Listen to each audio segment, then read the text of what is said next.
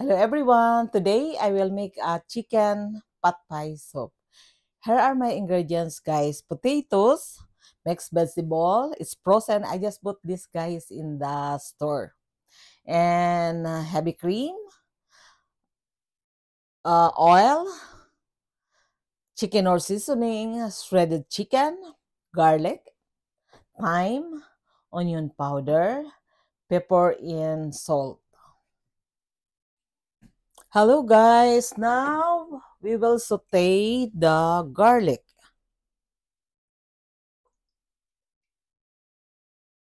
We'll start cooking our. Oh, I can turn on the, because will be loud.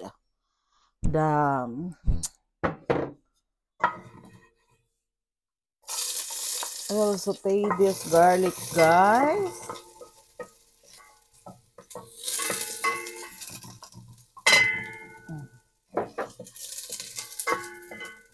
I will hold this, I guess. Yeah, I guess this is the chicken that we read while ago.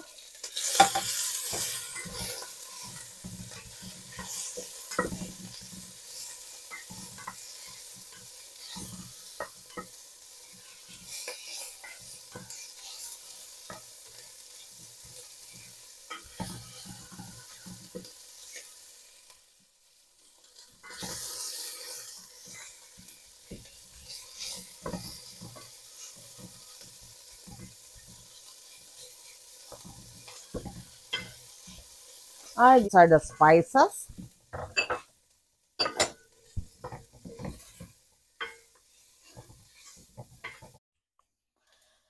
Now, guys, we will add the chicken stock to the glaze and a little bit of water.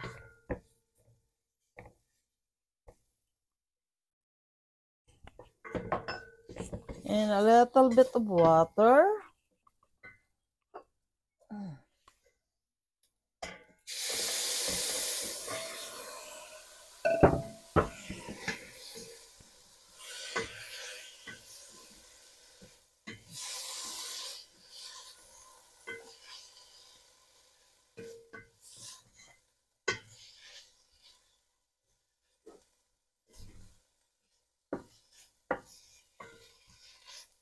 Then we'll add the potatoes.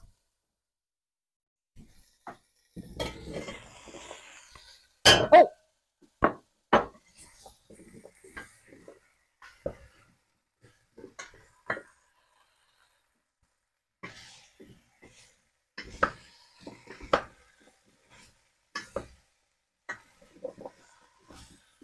And we'll add the remaining chicken broth, guys.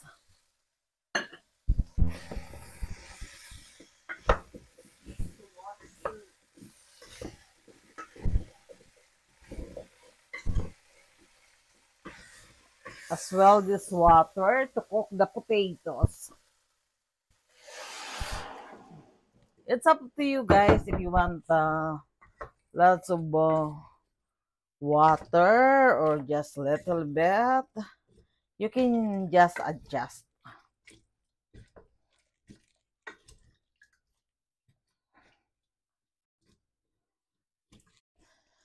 Now that is boiling, we will simmer it for 10 minutes and stir it occasionally.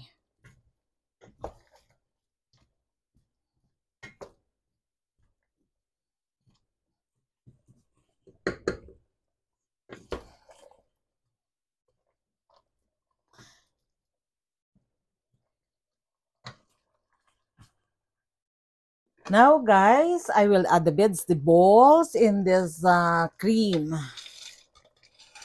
and simmer it for another 30 minutes. 30 to 40 minutes. It depends.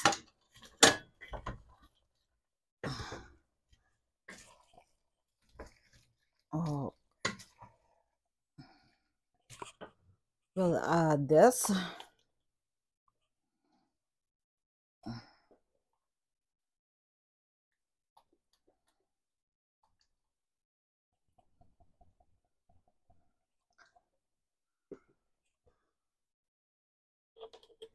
Guys, this is a whipping cream 33%.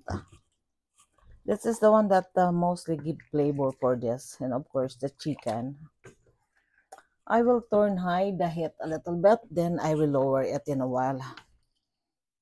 Because now...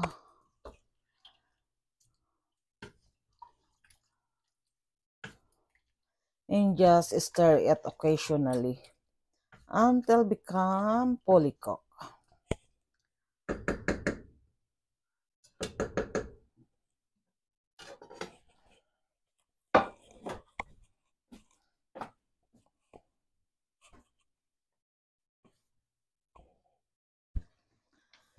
Okay, guys, look at that. It's almost done. It's almost done our chicken pot pie soup. We'll just simmer it a little bit more and we can have our soup.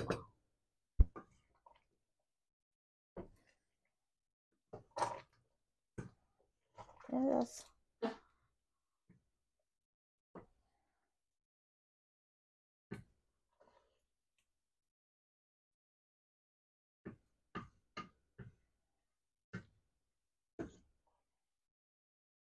Hello guys, this is the product of chicken pot pie soup that I made for today.